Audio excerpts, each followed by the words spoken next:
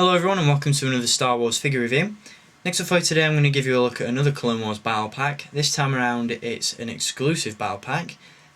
For collectors in the UK you can pick this one up at Sainsburys supermarkets, and for collectors in the US you can pick this up at your local Target. The battle pack in question is the Hostage Crisis pack. I'll show you the packaging first. Quite different to the battle pack packaging that I've just shown you. In the US, I believe that these battle packs come with a Bounty Hunters DVD. The packs in the UK actually don't have those included, which I really don't understand why. And for the price that we're actually paying for these packs, which is basically £30, you know, it wouldn't have hurt Hasbro to have included the DVD and give us a little bit more value for money with this set. So very disappointing in that aspect. But figures in this pack are absolutely fantastic. On the back you will see that it consists of Shahan Allama, who is a Weequay pirate or bounty hunter. We also have Rubbern, but I can't remember his species, and then we've also got 2 Commando Droids included as well. So a very nice pack all round, and as you can see there's another pack in this assortment of exclusives which features the clones from the Hidden Enemy episode of Season 1.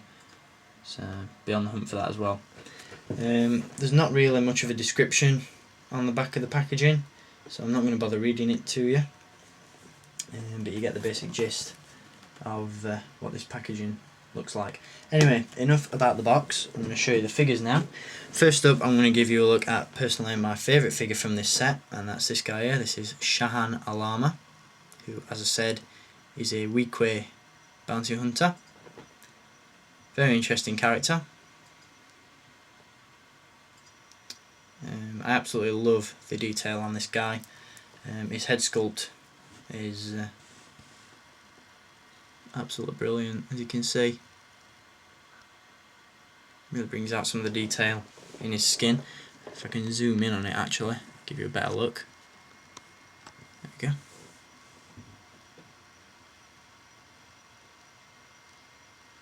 It's a bit blurry, but there we are.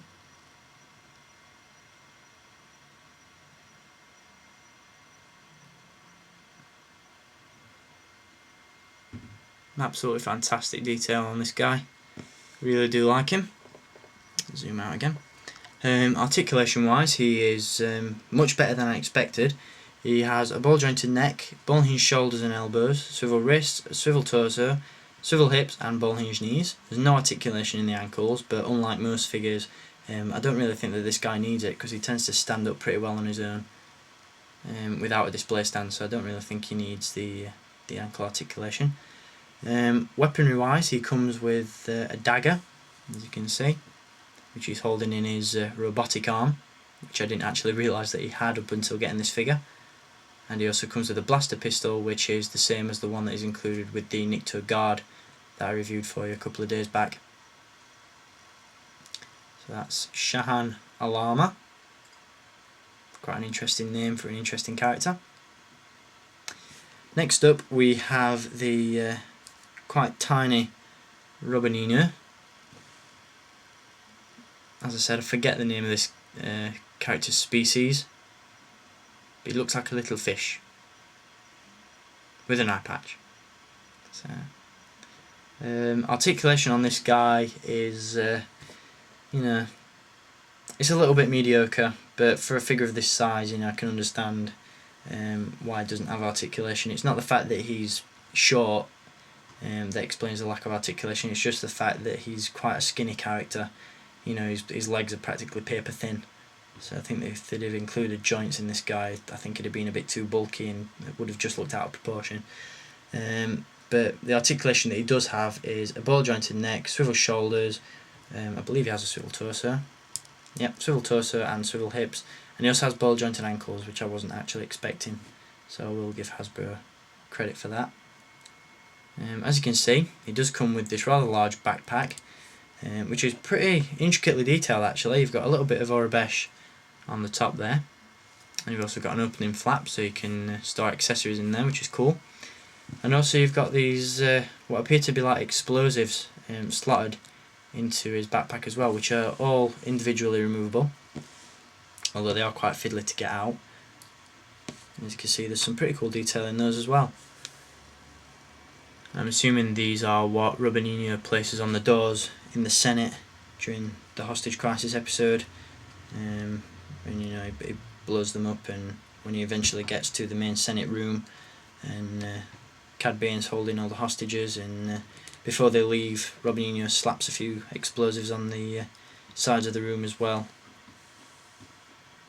So very cool. As you can see, also it comes with a blaster pistol, which I believe is the same as the one that was included with the General, can't remember how to pronounce his name, Holm Loathsome, can't exactly remember, General Loathsome anyway, we'll call him that for now. It does come with that pistol, and he also has a, what I'm assuming is the detonator for the explosives, in his hand as well. I absolutely love the sculpt of this guy, very accurate to the show. Again, I'm going to zoom in on this guy to give you a better look at his detail. There you go. Even got texture to his head, which is really, really cool. So that's Rubbern. And finally, we've got a couple of Commando Droids. Now, these guys are repacks, well, repaints of the original Commando Droid. There's nothing different about the sculpt. Although the paint jobs obviously are very different. They've got like a purpley blue kind of tint to them, and they've got these what appear to be like Japanese inspired decals on the chest, which is pretty cool. Really do like them. I'm assuming these are Commando Droids that are not only employed by Cad Bane but also by Ziro the Hutt as well, because if you look at the Ziro the Hutt assassin droid figure, that has the same decal on the chest. So that's something to point out. Each figure has a unique deco, you know, the paint apps aren't the same on both, which is cool. And obviously, as you can see, they do come with battle droid blasters as well, which have the little stud on the side to plug into the back, which is pretty cool. These guys are fully articulated, although as I mentioned in the Rishi Moon Outpost Assault Battle Pack review, they have quite a lot of articulation that does make them quite difficult to stand. I think these guys are a little bit too articulated. He has a ball jointed neck and a ball hinged neck as well, so you can look up and down and around and that kind of stuff. Full mobility in the neck. He has ball hinged shoulders and elbows, swivel forearms, a swivel torso, ball hinged hips, ball hinged knees, and ball hinged ankles, which are hinged in 2 places. So very cool figures. And before I finish up this review, as always, I'm going to give you a look at the battle game cards. First one I'll show you is Shahan Allama. I absolutely dig this guy's accent, so cool. It appears he's lost his lightsaber. That was terrible. There's Shahan Allama. There's Rubbern, Little Fishman. And then we've got 2 cards which are actually different for each Commando Droid. So that's the Hostage Crisis Battle Pack. There's Shahan Allama and Rubbern. And there are the 2 Commando Droids. So I hope you've enjoyed this review, and obviously, before I forget, each figure does come with a display stand as well. So I hope you've enjoyed these last set of reviews, and I'll be back with some more soon. I've got a really, really cool review planned for you next, so stay tuned for that. Until next time, keep collecting, and may the Force be with you.